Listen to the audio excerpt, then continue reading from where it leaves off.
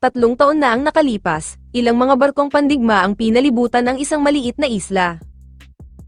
Hindi na sila nag-abalang gumamit ng mga armas dahil alam nilang wala itong epekto sa mga halimaw sa isla, sa halip ay ipinaubayan na nila ito sa mga hunter na naroon.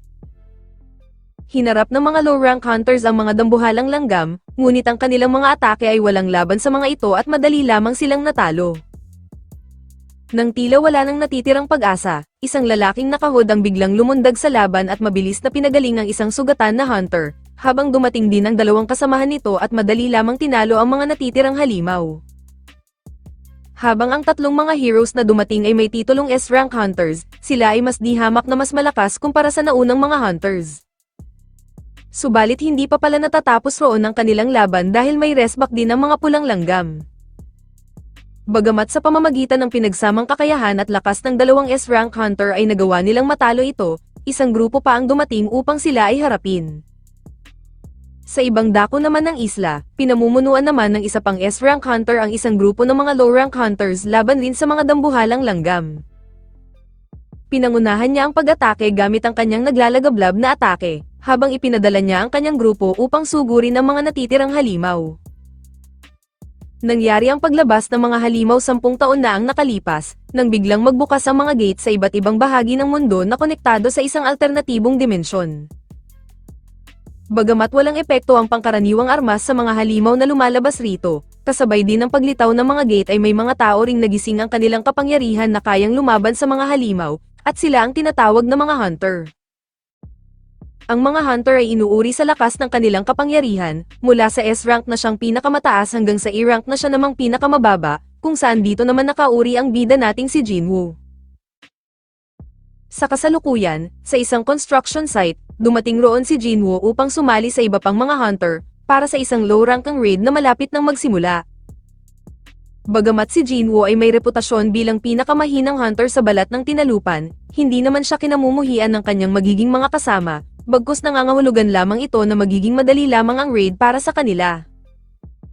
Doon ay binati rin si Jinwoo ng dati niyang nakasama sa isang raid na nagngangalang Juhi, kung saan ito ay masyadong concern para sa kanya nang makita ang mga sugat niya mula sa nakaraang trabaho, ngunit hindi ito alintana ng bida at sinabing sanay na siya rito. Nang magsimula na ang raid, doon ay ipinakilala muna ni Chiyol ang kanyang sarili na magiging pinuno ng kanilang grupo, at pagkatapos ay pumasok na silang lahat sa portal. Doon ay sinigurado muna ni Jinwoo na dala niya ang kanyang sandata na isang mahinang kutsilyo, dahil ito lamang ang kaya niyang bilhin sa ngayon, habang sumunod na rin siya sa kanyang mga kasama. Sa ibang dako, ang chairman ng Korean Hunters Association na si Mr. Go, ay nakikipag-usap sa kanyang assistant tungkol sa mas detalyadong aspeto ng mga dungeon raid.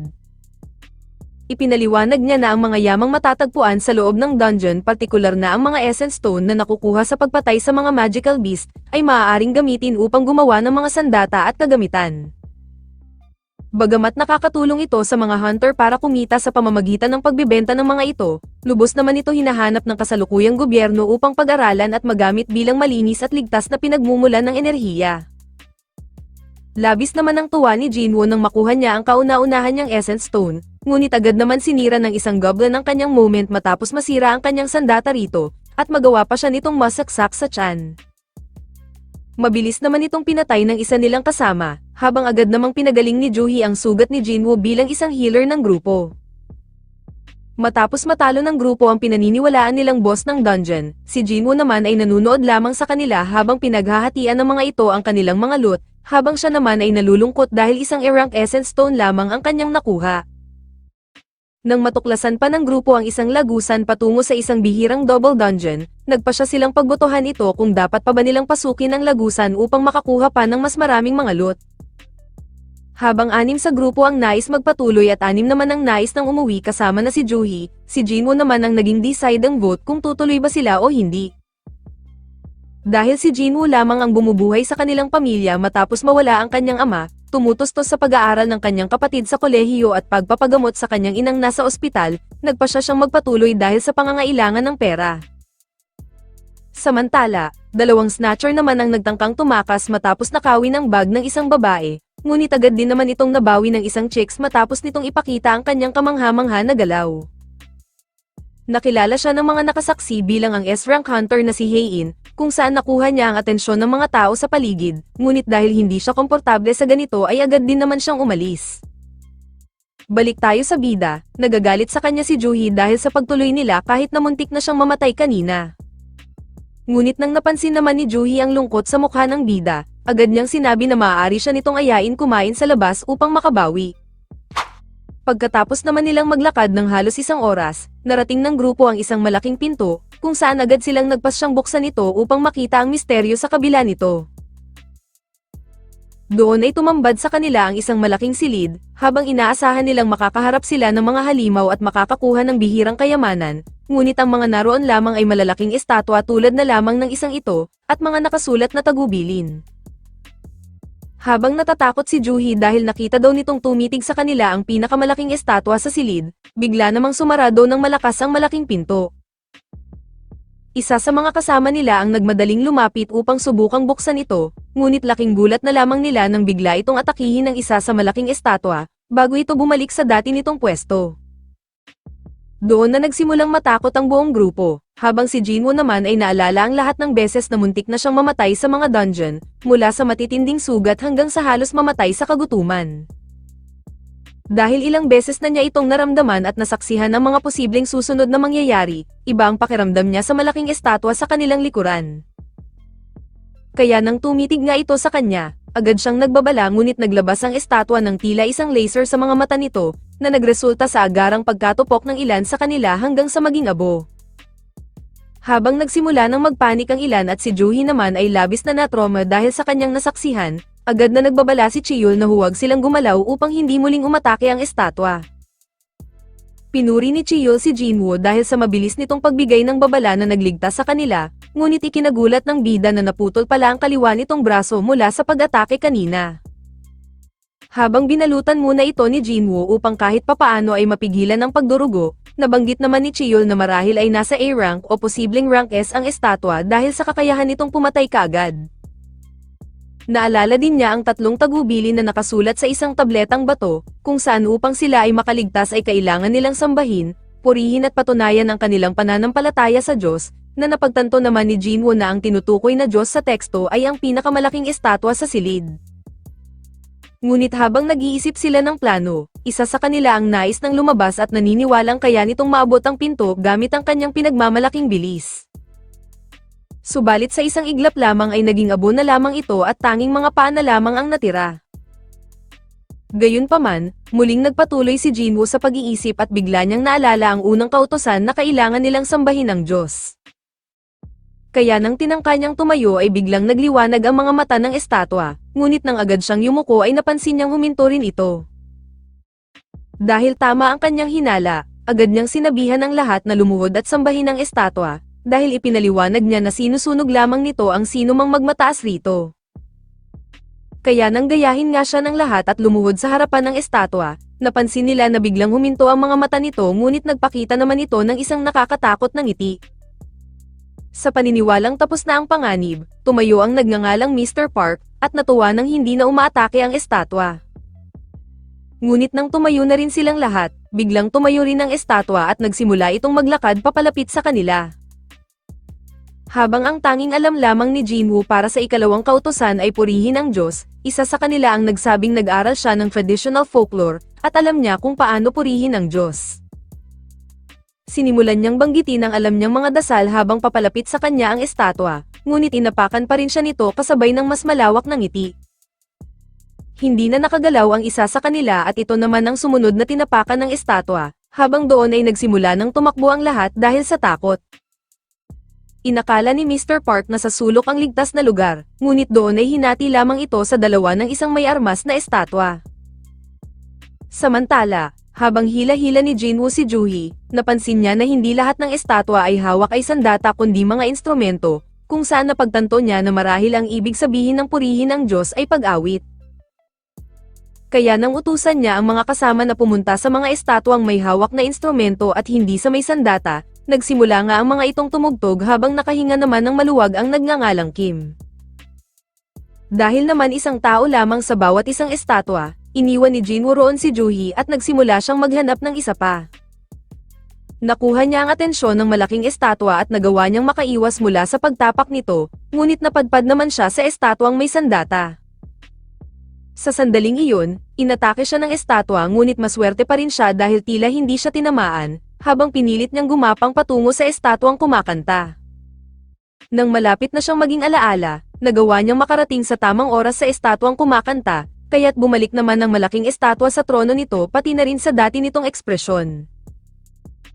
Agad na pinuntahan ni Juhi si Jinwoo, ngunit agad niyang napansin na wala na pala ang isang binti nito, dahil sa ginawang atake kanina ng isang estatwa.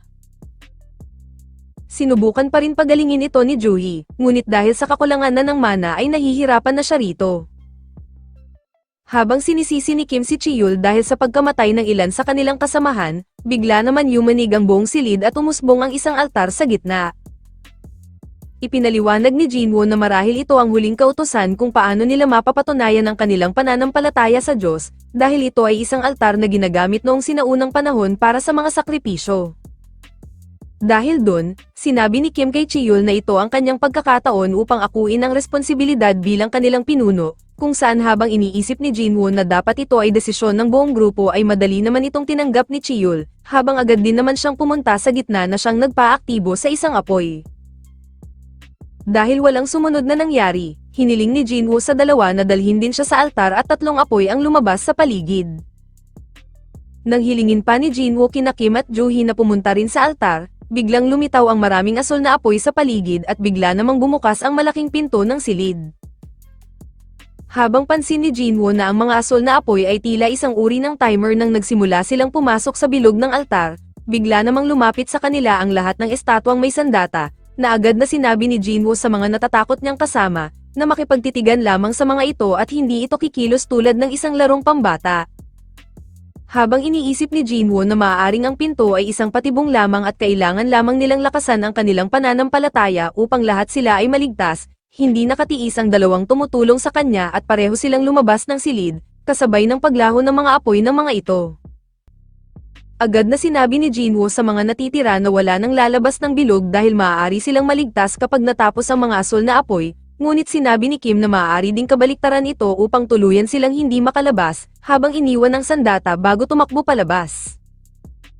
Ngayong tanging 3 na lamang silang natitira, iminungkahi ni Chiyul kay Juhi na akayin si Jinwoo at umalis na sila. Subalit nang bumagsak si Juhi dahil wala na rin siyang natitirang lakas, doon na sinabi ni Jinwoo kay Chiyul na silang dalawa na lamang ni Juhi ang lumabas dahil hindi na rin naman siya makakalakad. Kaya matapos ibigay ni Jinwoo ang kaisa-isahan niyang Essence Stone kay Juhi, nangako siyang kakain sila sa labas kapag nakalabas siya ng maayos. Aangal pa sana ang babae ngunit pinatulog na ito ni Chiyul, at pagkatapos ay humingi siya ng tawad sa bida bago sila tuluyang lumabas ng silid. Ngayong si Jinwoo na lamang ang natitira ay kinuha niya ang espada ni Kim upang lumaban, ngunit doon na siya pinagtulungan ng mga estatwa at ang kanyang mga sigaw ay umalingaw-ngaw sa buong silid. Sa huli ay tinusok siya ng isa ng sibat bago siya itinaas at ibinagsak sa altar, kung saan bago ibagsak ng huling estatwa ang huling atake na tatapos sa kanyang buhay ay humiling siya na sana ay bigyan pa siya ng isa pang pagkakataon. Namatay ang isang asul na apoy at biglang lumitaw ang isang interface sa isipan ni Jinwoo na nagtatanong kung tatanggapin niya bang maging isang player, kung saan agad naman niya itong tinanggap. Bigla na lamang nagising si Jinwoo sa isang ospital, kung saan hindi siya makapaniwala na magaling na ang kanyang mga sugat, kabilang na ang kanyang kanang braso at ang kanyang kanang binti. Habang iniisip niya na marahil panaginip lamang ang lahat ng nangyari, biglang dumating ang mga investigador mula sa Korean Hunter Association, at nagpakilala ang mga itong sina Jinchul at Taeshik. Sinabi nila kay Jinwoo na 3 araw na siyang walang malay habang 6 na hunters lamang ang nakaligtas sa raid, kabilang na sina Chiyul na nag-retire na bilang isang hunter dahil naputulan ng braso, habang si Juhi ay kailangan dumaan sa isang psychiatrist care dahil sa trauma. Nabanggit din nila noong marinig nila ang balita, agad silang tumungo sa dungeon ngunit wala silang mga nakitang bakas na mga estatwa tulad ng ikinwento ng mga nakaligtas, at tanging si Jinwoo lamang ang natagpuan nilang nakahandusay sa sahig. Gayunpaman, tinanong nila si Jinwoo kung posible bang nakatanggap siya ng tinatawag na Second Awakening, isang bihirang pangyayari na nagbibigay daan sa isang hunter na lampasan ang kanyang kasalukuyang rank. Habang iniisip ni Jinwoo na maaari na siyang maging isang rank S na hunter, hinikayat nila siyang subukan ang kanyang mana sa pamamagitan ng paglalagay ng kanyang kamay sa isang mana meter, ngunit sa kasamaang palad ay mahina pa sa E-rank ang kanyang nakuha. Ngunit habang papaalis at nanghihinayang ang mga investigador tungkol rito, nagtataka naman si Jinwoo kung bakit hindi nila nabanggit ang screen sa kanyang harapan, na tila siya lamang ata ang nakakakita rito.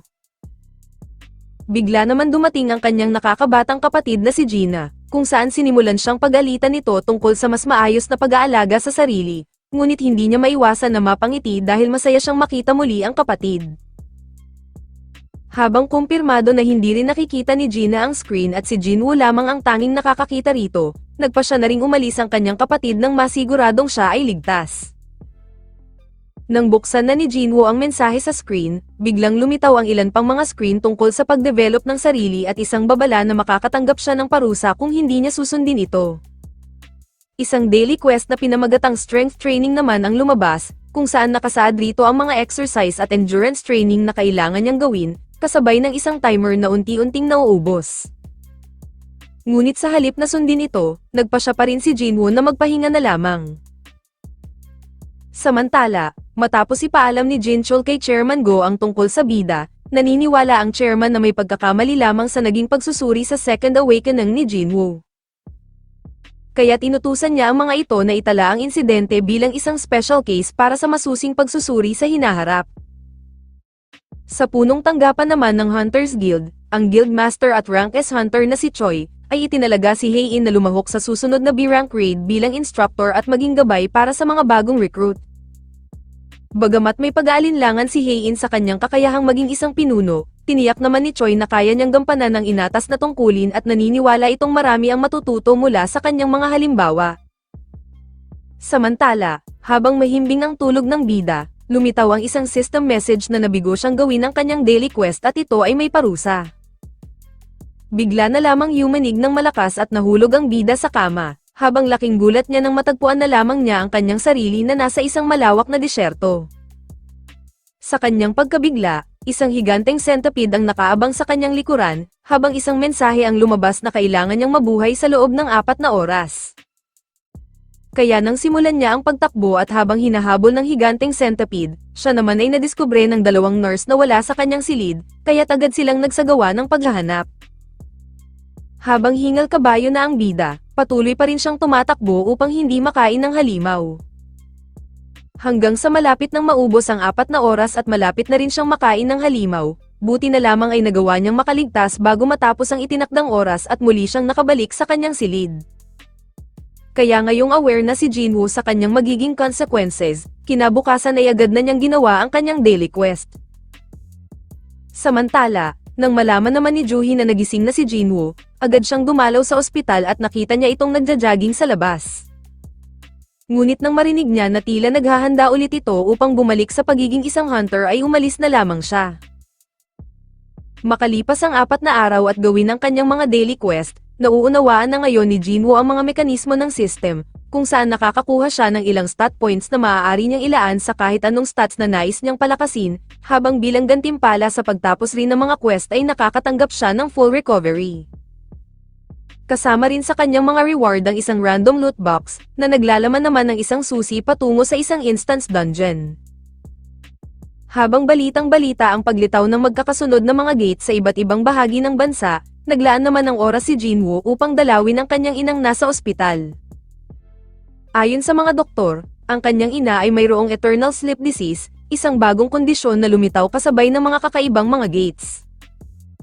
Dahil wala silang magawa kundi panatilihin ito sa life support upang mabuhay, nagsumikap si Jinwoo na magtrabaho hanggang sa magising niya ang kanyang kakayahan at naging isang hunter, upang kumita ng pera para sa mga gastusin sa ospital ng kanyang ina. Sa mga sumunod na araw, patuloy na pinagtutuunan ni Jinwoo ng pansin ang kanyang mga workout routines, hanggang sa makapaglaan pa siya ng ilang stat points sa kanyang lakas at magkaroon ng sapat na confidence.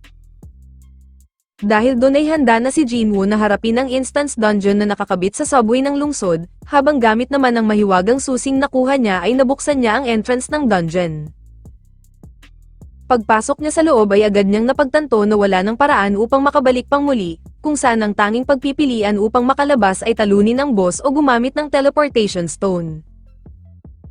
Nang makita niyang hindi siya nakikita ng babaeng dumaan ay napagtanto niyang nasa pareho siyang lugar, ngunit nakakulong sa ibang dimensyon. Dahil wala na siyang pagpipilian ay sinuong niya ng mag-isa ang dungeon, kung saan doon ay agad niyang nakaharap ang tatlong mohawk na goblin. Doon ay agad siyang pinagtulungan ng mga ito na nagagawa naman niyang salagin ang mga pag-atake, ngunit dahil ayaw na niyang maulit pa ang nakaraan ay nagawa niyang masaksak ang isa, habang tinusok naman niya sa ulo ang pangalawa at hiniwa ang pangatlo. Gayunpaman, isang Lycan ang biglang lumitaw at nagawa nitong masira ang kanyang kutsilyo. Muli na namang umatake ang Lycan at nagawa siya nitong masugatan, kung saan alam niyang wala siya ngayong kasamang healer, kaya't kailangan niyang makaisip ng plano kung paano ito tatalunin. Ngunit nang umatake muli ang halimaw ay nagawa niyang makaiwas rito gamit ang kanyang liksi, na labis niyang ikinagulat at napaisip na marahil dahil ito sa ginagawa niyang pagsasanay.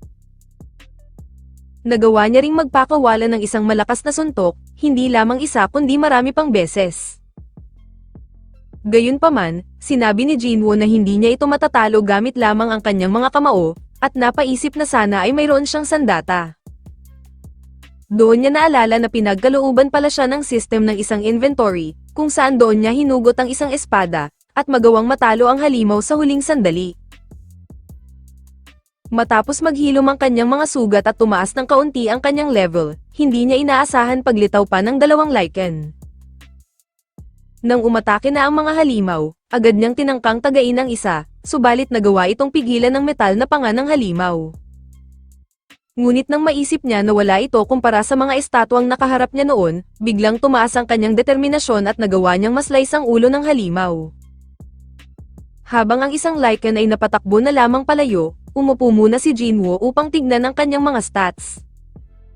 Napansin niya na siya ay level 2 na ngayon at ang kanyang lakas ay tumaas rin ng kaunti, kung saan ramdam niya ang pag-angat ng kanyang pisikal na kakayahan.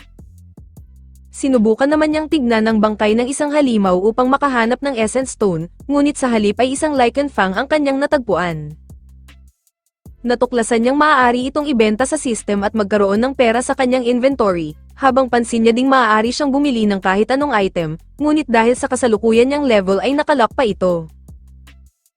Habang naalala ni Jinwoo na mayroon pa pala siyang papatayin na dungeon boss, napansin niya na muling bumalik ang Lycan ngunit may mga kasama na pala itong restback. Gayunpaman, matapang na hinarap ang lahat ng mga ito ni Jinwoo at determinado siyang gawin ang lahat upang maging mas malakas. Kaya't sa bawat pagpatay niya sa mga Lycan ay pag-angat naman ng kanyang level, hanggang sa gawaran siya ng system ng titulong Wolf Assassin, na may karagdagang damage boost laban sa parehong uri ng halimaw.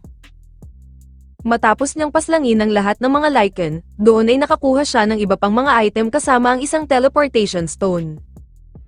Bagamat alam niyang makakaalis siya gamit ito, naisip niya na baka mawala ng tuluyan ang dungeon at hindi na siya mabigyan pa ng pagkakataon na lumakas, kaya't nagpa siya pa rin siyang magpatuloy. Samantala, dahil naman sa pagbukas ng panibagong gate malapit sa kanya, nakatanggap ng tawag si Juhi mula sa Hunter Association at hinihiling na makipag-participate siya dahil sa kakulangan ng healer. Ngunit nang maalala niya si Jinwoo dahil rito, siya ay napilitan na ring sumali. Dahil sa patuloy na paglakas ni Jinwoo, ngayon ay nauunawaan na niya ang kahulugan ng mga kulay sa pangalan ng mga halimaw. Ang puti ay nangangahulugang mahina, ang kahel ay kapantay ng kanyang level, at kapag pula naman ay mas malakas sa kanya.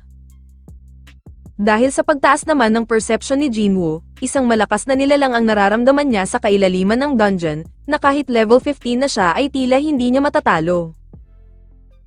Gayunpaman, nagpa siya pa rin siyang bumaba at matapang na hinarap ito, habang ang bumungad lamang sa kanya ay isang binahang istasyon. Subalit isang mabilis na atake mula sa tubig ang tumama sa kanya at ikinasira din ang kanyang espada, kung saan ito ay nagmula sa boss ng dungeon, ang nakawalang ahas ni Sasuke. Nakaiwas siya sa unang atake ng ahas at halos walang epekto ang pukol niyang espada sa matitigas na kaliskis nito, ngunit sa mga sumunod na nangyari ay hindi na niya naiwasan pa ang mga mabibilis at mga biglaang pag-atake nito. Habang bumabangon si Jinwoo, naalala niya ang kanyang reputasyon bilang pinakamahinang hunter sa lahat, na siyang lalo lamang nagpapainis sa kanya. Dahil kahit siya ay matalino at magaling unawain ang sitwasyon, siya ay tinatawag pa ring mahina at minamaliit ng iba. Subalit ngayon ay nagsasawa na siyang tawagin na isang mahina, kaya't gamit ang kanyang nag-uumapaw na determinasyon ay nangako siya sa sarili na magiging malakas kahit anong mangyari. Dahil walang epekto ang espada sa matigas nitong mga kaliskis, isinantabi ito ni Jinwoo at kumapit sa leeg ng ahas, at gamit ang kanyang lakas ay sinakal niya ito at nagawa niyang masira ang kaliskis nito sa leeg. Kaya kahit anong gawin pang pagpupumiglas ng ahas ay hindi ito tinigilan ni Jinwoo hanggang sa malagutan ito ng hininga, at mapagtagumpayan niyang matalo. Sa huli ay nag-level up si Jinwoo, at nakuha niya ang C-rank dagger na tinatawag na Kasaka's Venom Fang bilang kanyang reward. At dahil natalo na niya ang dungeon boss ay nakabalik na rin siya sa tunay na mundo. Paglabas ni Jinwoo ng subway ay nakita siya ng isang sundalo at agad nitong napansin na siya ay isang hunter. Kaya agad siya nitong dinala sa isang nagaganap na dungeon break. Habang karamihan sa mga nakatakas na halimaw ay napatay na ng mga hunter, agad na naramdaman ni Jinwoo ang presensya ng isang malakas na halimaw, na kasalukuyang hinaharap ngayon ng mga D at E-rank hunters. Agad na napansin ni Jinwoo na labis na nahihirapan ang mga hunter rito, ngunit ang tunay na pumukaw sa kanya ay nang makita niya si Juhi, na labis pa ring nahihirapan dahil sa trauma na nakuha nito mula sa insidente sa Double Dungeon. Dahil doon ay nagpa siya si Jinwoo na tulungan ng mga hunter, lalo na't mas mahina ang boss na ito kumpara sa nakalaban niya sa Instance Dungeon.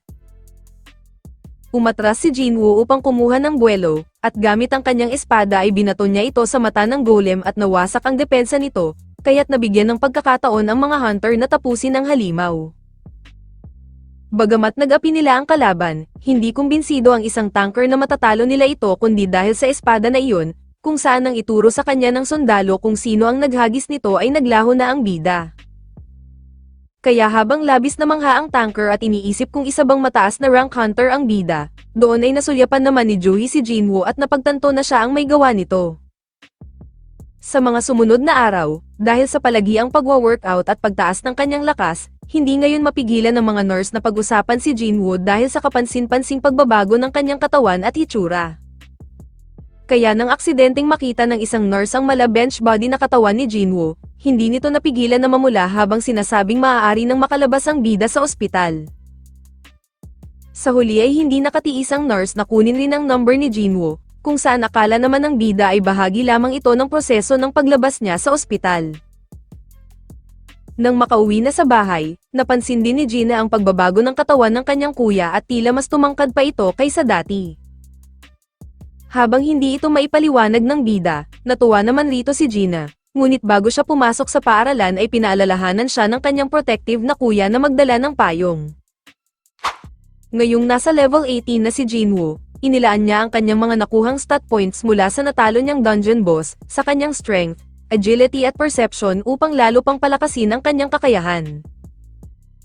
Bigla namang tumawag ang landlord upang ipaalala na overdue na ang kanilang renta. Bagamat inalok ng landlord na ipagpaliban na lang muna ang bayad, magalang na tumanggi si Jinwoo dahil ayaw niyang maging pabigat sa iba. Agad siyang naghanap sa internet ng raid na maaari niyang salihan upang makalikom ng pangbayad sa renta. Bagamat kaya na ngayon ni Jinwoo na tumapos ng mga higher rank na mga halimaw at makakuha ng sapat na pera, opisyal pa rin naman siyang E-rank hunter, at nag-aalangan pa siyang sumali sa mga higher rank na raid dahil baka makaakit ito ng labis na atensyon tungkol sa kanya. Kaya nang matagpuan niya ang tamang trabaho, agad niyang pinuntahan ang lugar at doon ay nakilala niya ang leader na si Dongsok. Agad naman siyang nakilala ng mga kasamahan nito bilang ang pinakamahinang hunter sa lahat, ngunit tiniyak sa kanya ni Dongsok na naroon lamang siya para punan ng kinakailangang hunter quota, habang hindi niya kailangang makipaglaban at magiging tagadala lamang ng kanilang mga kagamitan. Habang medyo kakaiba para sa pananaw ni Jinwoo na walang healer sa grupo na ito, pinirmahan pa rin niya ang kontrata at opisyal na sumali sa C-rank dungeon raid. Nang magsimula na ang kanilang raid, nagpakilala kay Jinwoo ang pinakabatang miyembro ng raid na si Jinho, kung saan ito ay isang rich kid na D-rank hunter dahil sa kanyang mamahaling armor, at sinabihan siya ng bata na ito ang bahala sa kanya. Nang makalapit sila sa gate, kapansin-pansin ang laki nito at nag-alala naman rito si Jinho kung ligtas ba ito. Tinanggal naman ni Jinwoo ang kaba nito, nang ipaliwanag niyang hindi sa laki ng gate nasusukat ang antas nito, kundi sa antas ng inilalabas nitong magic energy. Pagpasok nila sa loob ng dungeon, agad nilang napansin na walang mga halimaw o glowing stones, na nagpaalala naman kay Jinwoo noong pasukin nila ang Cartenen Temple. Habang maraming tinatanong ang baguhan kay Jinwoo tungkol sa dungeon, pinatahimik niya ito nang makarating sila sa isang sangandaan dahil bigla siyang nakaramdam ng presensya ng mga halimaw. Nang maramdaman na rin ito ng buong grupo, napagtanto ni Jinwoo na mga insekto ang mga ito, habang nahulaan din niya na ang pag-atake ay manggagaling sa itaas. Kaya nang sumugod nga ang mga halimaw, agad na ipinamalas ng buong grupo kung gaano kagaling ang kanilang teamwork at ang kani-kanilang mga kakayahan, habang si Jinho naman ay tila trying hard. Bagamat napahanga si Jinwoo ng mga ito, napansin niya na tila may kakaibang nangyayari. Matapos matalo ng buong grupo ang lahat ng mga insekto, sinimulan na nilang kolektahin ang mga essence stone mula sa mga ito, ngunit napansin ng isa ang mga sugat sa katawan ng ilang insekto at napagtanto na hindi ito gawa ng armas ng tao. Habang kutob nila nagawa ito ng mas malakas pang halimaw, pinag-ingat naman ni Jinwoo si Jinho dahil iba talaga ang pakiramdam niya habang nakatingin kay Dongsuk. Habang patuloy na pinapasok ng grupo ang ikalaliman ng dungeon, narating nila ang isang lugar na puno ng sapot, habang kalaunan ay tumambad sa kanila ang napakaraming mana crystals na nagkakahalaga naman ng bilyon. Habang nais gamitin ni Dongsuk ang mga ito upang ipakita sa kanyang kapatid ang kanyang tagumpay, lumapit rito si Jinho dala ang kontrata ni Jinwoo, na pinaalalahanan na ayon sa kontrata ay may makukuha rin sa mga mana stones ang bida. Sinabi ni Dongsuk na paghahatian naman nilang lahat ang reward, ngunit binanggit niya na kailangan muna nilang talunin ang natutulog na dungeon boss, na isang malaking gagamba. Ngunit dagdag pa ni Dongsuk na kailangan muna nilang hukayin ang mga kristal bago ito patayin, para kapag napatay nila ang boss ay hindi mawala ang mga kristal kasama ng dungeon. Sinabihan ni Dongsuk sina Jinwoo at Jinho na manatili muna sa kanilang pwesto, habang kukuhanin muna nila ang kanilang mga gamit panghukay na naiwanan daw nila sa labas. Ngunit habang papalabas ang mga ito, doon na nila isinagawa ang kanilang plano at pinasabog nila ang pasukan ng kuweba, upang sa gayon ay sina Jinwoo at Jinho ang maging pagkain ng gagamba at makuha nila ng buo ang mga kristal ng walang hadlang. Kaya nang magising ang malaking gagamba, agad na pinagtago ni Jinho ang bida sa kanyang likuran, ngunit laking gulat niya nang sabihin sa kanya ni Jinwoo, na siya mismo ang tatapos sa malaking gagamba. Paglabas ng mga kolokoy sa dungeon, sinabi ni Dongsuk sa kanyang mga kasamahan na muli silang babalik sa loob sa pamamagitan ng mga lagusan nito sa itaas, kapag natapos na ng halimaw ang dalawa at bumalik ito sa pagtulog. Dagdag pa ni Dongsuk na kukunin rin nila ang armor ni Jinho dahil nagkakahalaga din ito ng malaking pera, sabay a-attend sa libing nito na parang walang nangyari. Samantala, sinabi ni Jinho kay Jinwoo na hindi niya kakayanin na talunin ang dungeon boss dahil mas di hamak na mababa ang kanyang ranggo kumpara dito. Alam naman ito ni Jinwoo, at inaming ito ay mas malakas kumpara sa mga dungeon boss na kanyang nakalaban. Gayunpaman, alam rin ni Jinwoo na kakayanin niya ang kalaban, kaya't mabilis siyang sumugod rito gamit ang kanyang dagger. Habang agad na napansin ni Jinwoo na tila walang epekto ang kanyang atake sa matigas na balat ng gagamba, si Jinho naman ay hindi makapaniwala na i-rank lamang ang bida dahil sa angking bilis at kakayahan nito. Bigla tuloy niyang naalala ang tungkol sa mga tinatawag na false rankers, mga bihirang hunter na kayang manipulahin ang kanilang mana reading at dayain ang kanilang mga ranggo, at madalas na may madilim na hangarin na pumatay. Habang nararamdaman na ni Jinwoo ang kapaguran, sinabi niya na upang umepekto ang kakayahan ng kanyang dagger ay kailangan niyang mahanap ang kahinaan ng halimaw. Nang sinubukan na niyang sumugod ay muntik na siyang tamaan ng ibinugang asido ng gagamba, kaya't naisip niya na kailangan pa niyang bilisan. Habang ang punteriya ni Jinwoo ay ang mga mata ng gagamba, gumamit pa siya ng 30% ng kanyang bilis upang makalapit rito, ngunit sumablay ang kanyang unang atake. Ngunit nang muling subukan ito ni Jinwoo at mas lalo pang binilisan, hindi na kinaya ng kanyang katawan at doon ay nahuli na siya ng gagamba. Habang nakahiga si Jinwoo at nahihirapan ng makatayo, doon ay tatapusin na sana siya ng halimaw, ngunit ginamit niya ang kanyang full recovery reward mula sa natapos niyang daily quest kanina, kaya't nagawa niyang makaiwas. Muling lumakas si Jinwoo at nagawa niyang matusok ang mata ng halimaw, habang paulit-ulit niya itong ginawa hanggang lalong umepekto ang paralysis at drain effect ng dagger, na naging dahilan naman upang unti-unting manghina ang gagamba at tuluyan itong mamatay. Dahil naman sa ginawa ni Jinwoo, inisip tuloy ni Jinho na tama ang kanyang hinala na isa itong false ranker. Kaya agad niyang binigyan ito ng tubig at tinawag pang isang boss dahil sa takot na baka siya ay patayin, habang sinabi niya rin na siya na ang gagawa ng lahat ng trabaho. Samantala, sakto namang nakabalik na ang mga kolokoy, at nagulat ang mga itong makitang buhay pa ang dalawa at patay na ang gagamba. Habang iniisip ng mga ito na mahina lang pala ang gagamba at marahil si Jinho ang nakapatay rito, biglang inutusan ni Dongsok si Jinho na patayin si Jinwoo kung ayaw din itong sumunod sa gagamba. Subalit nang makitang mas piniling kumampi ni Jinho sa bida, wala nang nagawa si Dongsok kundi sila ang pumatay sa inaakalang mas mahinang si Jinwoo. Sa gitna ng tensyon, biglang lumitaw ang isang system message na inuutusan si Jinwoo na patayin ang 6 na nais pumatay sa kanya, ngunit habang hindi siya makapaniwala rito ay bigla naman siyang inatake ng isang hunter, dahilan upang siya ay tumilapon. Habang nakahandusay sa mga durog na bato, inisip ng mga kolokoy na nagawa nilang patayin ang bida. Bagamat nananatili namang may malay, ipinapahayag pa rin ng system kay Jinwoo na kailangan niyang pumatay ng kapwa-tao, kung hindi ay kusang titigil ang kanyang puso. Kaya kahit nagtataka si Jinwoo kung bakit ganoon kahigpit ang system na panatilihin siyang buhay, muli siyang tumayo at nakapagpasya na kung gusto siyang gamitin ng system ay gagamitin niya rin ito upang siya ay lalong lumakas.